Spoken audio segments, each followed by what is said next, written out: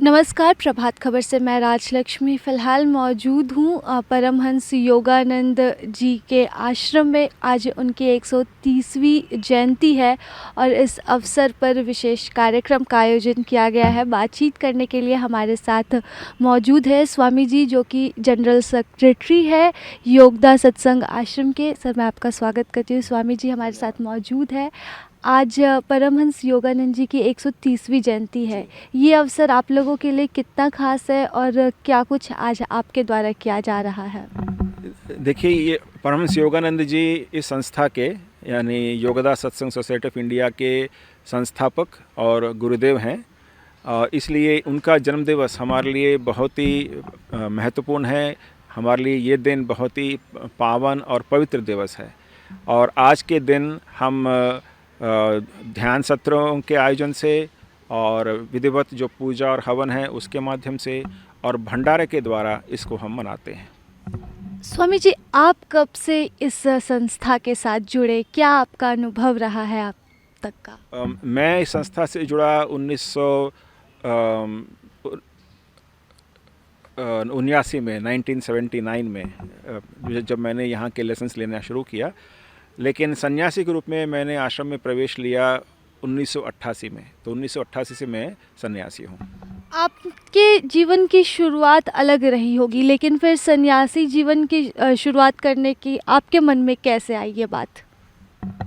जब मैंने गुरुजी की जो पुस्तक है, बहुत ही प्रसिद्ध पुस्तक योगी कथामृत, जिसका जो मूल है वो इंग्लिश में है, जिसका नाम है ऑटोबायोग्राफी ऑफ ए योगी, उसे पढ़ा तो उससे मैं बहुत प्रभावित हुआ, बहुत प्रेरित हुआ।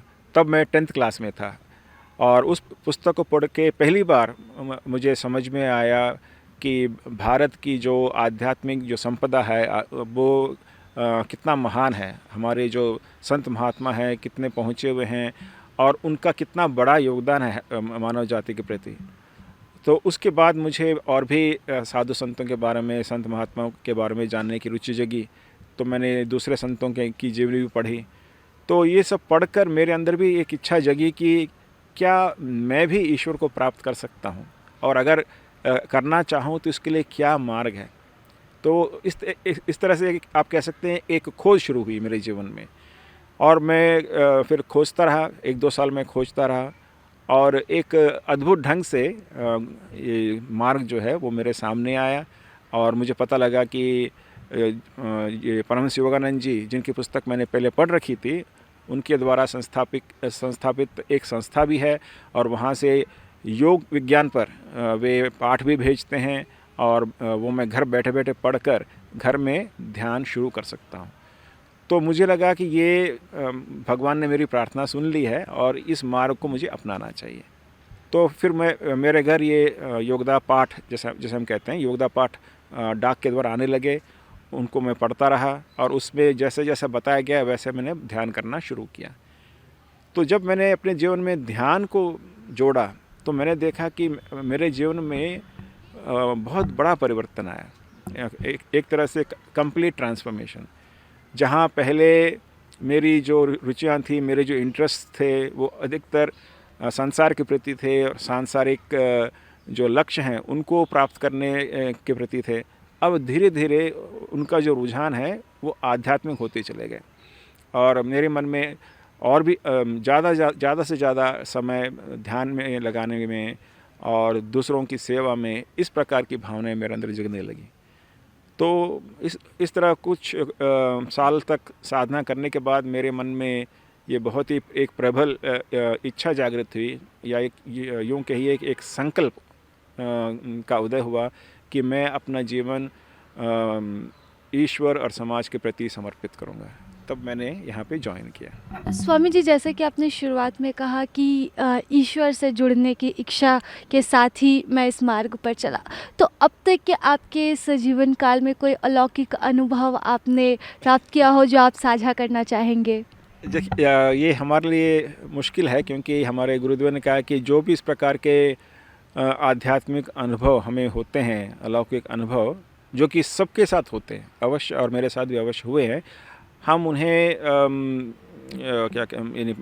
सार्वजनिक रूप से उनको साझा नहीं करते हैं। लेकिन हाँ, इतना मैं कह सकता हूँ कि शायद इस मार्ग पर आने से पहले मेरे मन में कोई एक स्पष्ट परिकल्पना नहीं थी, एक स्पष्ट धारणा नहीं थी ईश्वर को लेकर, क्या कहते हैं, आध्यात्मिकता को लेकर। लेकिन अब वो स्पष्ट हो गया है और मैं एकदम अपने ही अनुभव के आधार पर, ध्यान में मुझे जो अनुभव होते हैं उसके आधार पर मैं ये कह सकता हूँ कि हाँ, ईश्वर हैं और ईश्वर जो हैं वे, उनका जो स्वरूप है वो प्रेम में है और दया में है और आनंद में है। तो ये अनुभव मुझे हुए हैं, इससे अधिक मैं नहीं बता पाऊँ। चलिए, तो इस अनुभव को आप लोगों के बीच तो ज़रूर साझा करते होंगे और कई लोग इस संस्था से जुड़ते भी हैं। तो इस संस्था से जुड़ने वाले लोगों के लिए क्या कुछ अनुभव रहता है और किस तरह से सामाजिक कार्यों में भी यह संस्था अपना योगदान देती है? जो जैसे मैंने अपने बारे में कहा कि जैसे जैसे एक भक्त जो है इस मार्ग पर आगे बढ़ते जाता है और अपने जीवन में सुबह शाम ध्यान करने की आदत डालता है, तो वो क्या अनुभव करता है कि एक जो गुरु की जो अदृश्य शक्ति और गुरु का जो उनका ये जो सहारा उनको हमेशा प्राप्त है। जीवन की छोटी बड़ी सब प्रकार की घटनाओं में, सब परिस्थितियों में उनका वरद हस्त उन पर है। तो ये एक प्रकार के जो सिक्योरिटी है और आश्वासन है वो हर एक भक्त अनुभव करता है। जहाँ तक रही सामाजिक कार्यों के बारे में, तो हमारी संस्था जो है 20 से अधिक स्कूल चलाती है। रांची में जो योगदा विद्यालय है, कन्या विद्यालय है, महाविद्यालय है, इंटरमीडिएट कॉलेज है, ये सब रांची में है, जगन्नाथपुर कैंपस में। और वेस्ट बंगाल में छोटे बड़े गाँव में कई सारे स्कूल हैं। तो कुल मिलाकर हमारे जो हैं करीब 20-21 शिक्षण संस्थाएं हैं जो हम चलाते हैं। इसके अलावा हम जो धर्मार्थ अस्पताल चलाते हैं, यहाँ पे भी योगदा सेवाश्रम के नाम से एक अस्पताल कई सालों से चल रहा है। हर साल करीब 50 से 60 हज़ार जो मरीज़ हैं वो यहाँ पर आते हैं और उन्हें सब चीज़ मुफ्त मिलता है। डॉक्टर का कंसल्टेशन, अगर उन्हें किसी जांच की ज़रूरत है, जैसे ब्लड टेस्ट है, एक्सरे है, वो भी फ्री कराते हैं। और सारी दवाइयाँ, चाहे महंगी दवाइयाँ क्यों ना हो, वो सब हम मुफ्त देते हैं यहाँ पर। इसी प्रकार दूसरे आश्रमों में भी इस प्रकार के धर्मार्थ अस्पताल हैं, होम्योपैथिक डिस्पेंसरीज़ हैं, तो ये हम करते हैं। इसके अलावा हमारे संस्था से कई जो मेरिटोरियस स्टूडेंट्स हैं, होनहार बच्चे हैं, उनको हम स्कॉलरशिप भी देते हैं।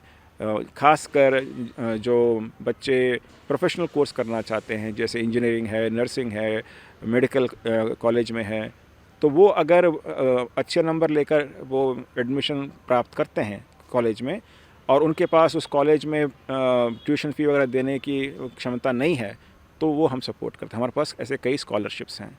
तो इस तरह से भी हम लोगों की सेवा करते हैं। और इसके अलावा जब भी कोई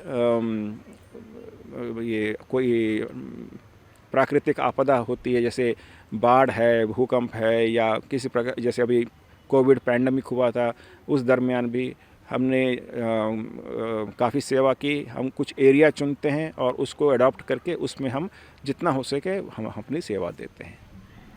स्वामी जी, मेरा एक आखिरी सवाल आपसे रहेगा, जो कि आज कि युवा की सबसे बड़ी ज़रूरत है, योग क्रिया। योग क्रिया से आप लोगों को रूबरू करवा रहे हैं, तो आम लोग जो है वो किस तरह से योग क्रिया के माध्यम से खुद के मन को शांत रख सकते हैं और ध्यान लगा सकते हैं? ये जो क्रिया योग जो है, ये बहुत ही शक्तिशाली विज्ञान है और हर एक व्यक्ति इसको कर सकता है। ये जिस प्रकार विज्ञान सबके लिए एक बराबर है, समझ लीजिए फिज़िकल साइंस है, वो चाहे वो इंडियन हो, अमेरिकन हो, कहीं का भी हो, स्त्री हो, पुरुष हो, बूढ़ा हो, बच्चा हो, हर एक व्यक्ति के लिए विज्ञान बराबर है। हर एक व्यक्ति उस विज्ञान का उपयोग कर सकता है। उसी प्रकार ये जो क्रिया योग है, ये आध्यात्मिक विज्ञान है और ये विज्ञान हर एक व्यक्ति अपना सकता है। इसमें कोई जाति, कुल या किसी राष्ट्र के कोई सीमा नहीं है। हर एक व्यक्ति के लिए ये सूटेबल है और एसेंशियली ये क्या है, इसमें इसके अभ्यास से हम अपने मन पर और मन को शरीर के साथ जोड़ने वाली जो अदृश्य बिजली है, जिसको योग की शब्दावली में हम प्राण शक्ति कहते हैं, इन दोनों पर यानी विचारों पर और प्राण शक्ति पर हम नियंत्रण प्राप्त कर सकते हैं। आप ये सोचिए, अगर किसी के नियंत्रण में उसका मन हो, वो कितना सुखी रह सकता है, क्योंकि मन ही तो शत्रु है हमारा। मन से ही सारे दुष्कर्म होते हैं और मन से ही महान से महान कार्य होते हैं। जिसके नियंत्रण में उसका मन है, जिसके नियंत्रण में उसकी प्राण शक्ति है, उसके लिए कुछ भी असंभव नहीं है, ये हमारे गुरुजी कहते हैं। और मन और प्राण शक्ति को अपने नियंत्रण में लाने की जो कला है, जो विज्ञान है, वही क्रिया योग है। तो हर एक अगर कोई भी व्यक्ति इसका अभ्यास करेगा, वो अपने जीवन में क्या देखेगा, वो देखेगा कि वो धीरे धीरे पहले से ज़्यादा शांत होते जा रहा है। जहाँ पहले छोटी छोटी बातों से वो उत्तेजित हो जाता था, अशांत हो जाता था, अब वो देखता है कि ये छोटी छोटी बातें उसे अशांत नहीं कर रही हैं। हर परिस्थिति में वो तटस्थ रह पा रहा है। और जब कोई व्यक्ति इस तरह से तटस्थ रह पाता है, तो हर परिस्थिति में वो सही निर्णय ले पाता है। इसके अलावा क्योंकि मन शांत है, उसके अंदर जो कंसंट्रेशन पावर है, एकाग्रता की शक्ति, वो बहुत बढ़ जाती है। और उस एकाग्र किए हुए मन की शक्ति को वो किसी भी कार्य पर लगा सकता है और उस कार्य में सफलता प्राप्त कर सकता है। यानी हम उसका अगर एक उदाहरण दें, तो जैसे ये सूरज की रोशनी है, जब ये बिखरी हुई है तो इसमें कोई शक्ति नहीं है, लेकिन जब हम एक लेंस के माध्यम से सूर्य की किरणों को पास करते हैं, तो यही जो सूर्य रश्मि है वो पेपर को या किसी भी चीज़ को भस्म कर सकती है।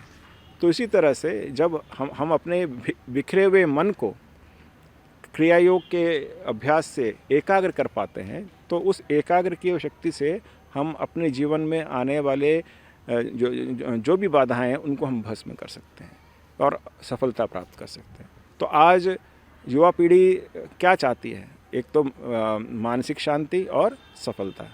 तो ये दोनों ही जो लक्ष्य हैं वो क्रिया योग से सिद्ध हो जाते हैं। दोनों ही क्रिया योग से बिल्कुल। मतलब कहा जाता है कि अध्यात्म और विज्ञान जो है वो दोनों ही अलग है, लेकिन देखा जाए तो एकदम परस्पर एक दूसरे के चलते हैं। और बिना अध्यात्म के हम विज्ञान की भी कल्पना नहीं कर सकते, और विज्ञान की बात करें तो कहीं ना कहीं आध्यात्मिक रुझान उसमें हमेशा ही देखने को मिलता है, और क्रिया योग इसी का एक जीता जागता उदाहरण है। तो स्वामी जी धन्यवाद हमें समय देने के लिए। और आज स्वामी परमहंस योगानंद जी की 130वीं जयंती के अवसर पर रांची स्थित उनके आश्रम में विशेष कार्यक्रम का आयोजन किया गया, भंडारे का भी आयोजन किया गया है। और जिस तरह से स्वामी जी ने हमसे बातचीत की और अपने अनुभव साझा किए, उसके लिए बहुत धन्यवाद। और आज की युवा पीढ़ी के अंदर जो भटकाव और सफलता के बीच की जो एक रेखा खींची हुई है, तो उसे हम क्रिया योग से ज़रूर प्राप्त कर सकते हैं। फिलहाल इसी के साथ अब प्रभात खबर से मैं राजलक्ष्मी। प्रभातखबर.com, विश्वास वही, रफ्तार नहीं।